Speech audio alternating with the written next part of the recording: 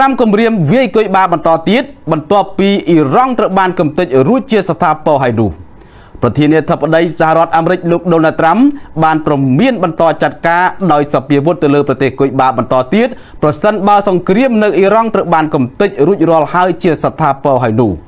សារព្រមាននេះធ្វើឡើងកាលពីថ្ងៃប្រហ័សទី5ខែមីនាម្សិលមិញចេញពីសេតវិមានដោយប្រកាសថារដ្ឋបាលរបស់លោកនឹងរឹតបន្តឹងទណ្ឌកម្មផ្នែកសេដ្ឋកិច្ចរបស់កោះមួយនេះអាមេរិកនិងគុយបាធ្លាប់មើលមុខគ្នាមិនចំជាច្រើនទសវត្សរ៍មកហើយ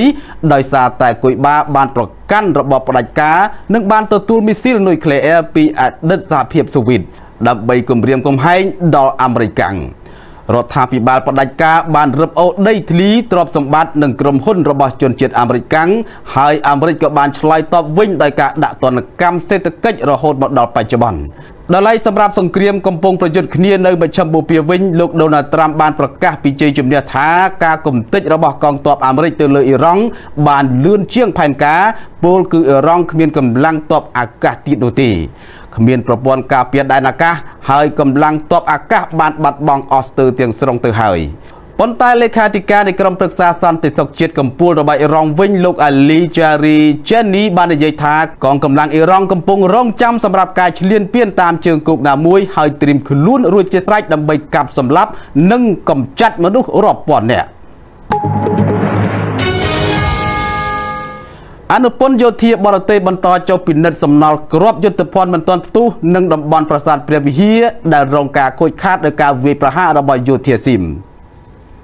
លោកស្រីម៉ាលីសូជាតាអ្នកនាំពាក្យក្រសួងការពារជាតិកម្ពុជាបានឲ្យដឹងថានៅថ្ងៃទី5ខែមីនាម្សិលមិញគណៈប្រតិភូអនុពន្ធយោធាចាំប្រទេសកម្ពុជា12ប្រទេសបានចុះត្រួតពិនិត្យសំណល់យុទ្ធភ័ណ្ឌមិនទាន់ផ្ទុះដែលបានបន្សល់ពីសកម្មភាពវាយប្រហាររបស់យោធាថៃនិងស្ថានភាពនៃការអនុវត្តបទជប់បាញ់រវាងកម្ពុជានិងថៃដែលបានចូលជាធរមានកាលពីថ្ងៃទី27ខែធ្នូឆ្នាំ2025ក្នុងភូមិសាស្ត្រខេត្តព្រះវិហារ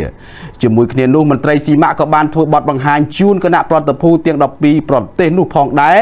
និងបានបញ្ជាក់ថាមានសំណល់យុទ្ធភ័ណ្ឌមិនទាន់ផ្ទុះនិងប្រភេទគ្រាប់បានប្រើប្រាស់មានចំនួន1223គ្រាប់ត្រូវបានរកឃើញនៅក្នុងបរិវេណប្រាសាទព្រះវិហារដែលជាគ្រាប់របស់យោធាថៃបានប្រើប្រាស់ក្នុងអំឡុងពេលវាយប្រហារមកលើប្រាសាទព្រះវិហាររបស់កម្ពុជាបន្ទាប់មកបណ្ដាអង្គទូតទាំងនោះបានបន្តដំណើរទៅកាន់តំបន់ប្រាសាទព្រះវិហារនិងតំបន់ជុំវិញដែលរងការខូចខាតយ៉ាងដំណំដោយសារការវាយប្រហារពីសំណាក់យោធាស៊ីម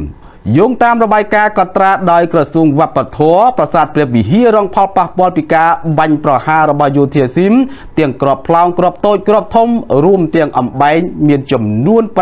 562កន្លែងពលរដ្ឋក្នុងខេត្តចំនួន2កំពុងសម្រុកទិញសាំងទុកព្រោះខ្លាចអស់ស្តុកដោយសារសង្គ្រាមនៅអ៊ីរ៉ង់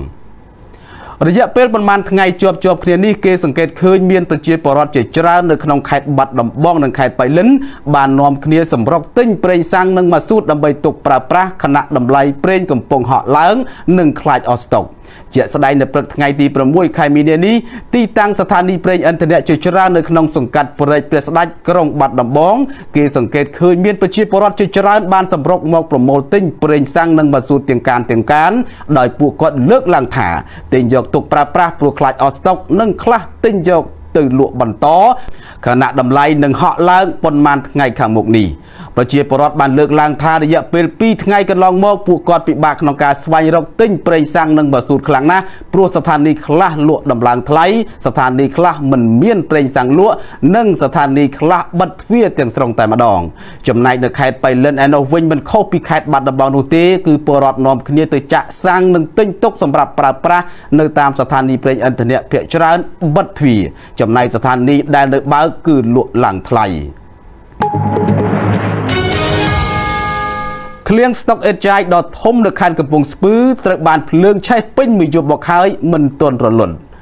ឃ្លាំងស្តុកអេតចាយមានទាំងសម្បកយន្តហោះចាស់ផងត្រូវបានភ្លើងឆេះយ៉ាងសន្ធោសន្ធៅអស់រយៈពេលមួយយប់មួយថ្ងៃមកហើយរហូតដល់ព្រឹកថ្ងៃទី6ខែមីនាឆ្នាំ2026នេះនៅមិនទាន់រលត់នៅឡើយនោះទេទីតាំងឃ្លាំងស្តុកអេតចាយដ៏ធំនេះស្ថិតនៅតាមបណ្ដោយផ្លូវលេខ44ក្នុងភូមិមនោរម្យឃុំហៅសំណំស្រុកអូរ៉ាល់ខេត្តកំពង់ស្ពឺ ស្នងការនគរបាលខេត្តកំពង់ស្ពឺបានបញ្ជាក់ថាភ្លើងចាប់ផ្ដើមឆេះពីល្ងាចមិញហើយបានបន្តរាលដាលយ៉ាងរហ័សដោយសារតែមានស្តុកគ្រឿងជ័រសម្ភារៈចាស់ៗគ្រឿងដែកក្នុងនោះក៏មានទូយន្តហោះចាស់ៗស្តុកទុកនៅកន្លែងកើតហេតុទៀតផងសមត្ថកិច្ចចម្រុះរួមទាំងក្រុមហ៊ុនឯកជនផងបានប្រើប្រាស់រថយន្តពន្លត់អគ្គិភ័យជាច្រើនគ្រឿងចេញប្រតិបត្តិការបាញ់ទឹកពន្លត់អស់ជាច្រើនម៉ោងនៅតែមិនទាន់អាចគ្រប់គ្រងស្ថានភាពបានទាំងស្រុងឡើយចំពោះមូលហេតុនៃការឆាបឆេះនេះក៏នៅតែមិនទាន់បានបញ្ជាក់ច្បាស់លាស់ផងដែរ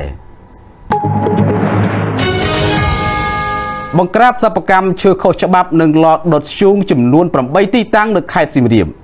សិប្បកម្មកែច្នៃឈើខុសច្បាប់ចំនួន7ទីតាំងនិងឡដុតធ្យូងមួយកន្លែងស្ថិតនៅក្នុងភូមិសាស្ត្រស្រុកបន្ទាយស្រីនិងស្រុកវ៉ារិនខេត្តសៀមរាបត្រូវបានសមត្ថកិច្ចចម្រុះចុះទៅបង្ក្រាបកាលពីល្ងាចថ្ងៃពុធដើមសប្តាហ៍នេះលោកអឹងគឹមលៀងអភិបាលរងខេត្តសៀមរាបបានឲ្យដឹងថាក្នុងប្រតិបត្តិការនេះក្រុមការងារចម្រុះបានដកហូតនៅឧបករណ៍បម្រើសកម្មភាពកែច្នៃឈើជាច្រើនរួមមានម៉ាស៊ីនតាប4គ្រឿង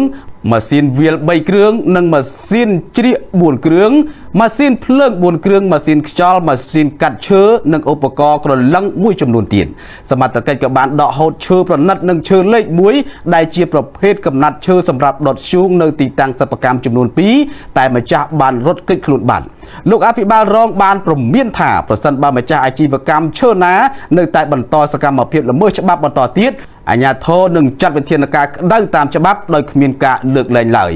ជាមួយគ្នានេះលោកអឹងគឹមលៀងក៏បានស្នើឲ្យមានការបង្កើតសហគមន៍ឡធ្យូងគំរូមួយនៅភូមិកំព្រំឃុំខុនរៀមស្រុកបន្ទាយស្រីដោយតម្រូវឲ្យប្រើប្រាស់តែប្រភេទឈើក្នុងស្រុកដែលមិនប៉ះពាល់ដល់ព្រៃឈើធម្មជាតិឬព្រៃសហគមន៍ដូចជាដើមស្វាយចន្ទីឫស្សីនិងត្រឡោកដូងជាដើមសូមអរគុណចំពោះការគាំទ្រហងមាស Plus You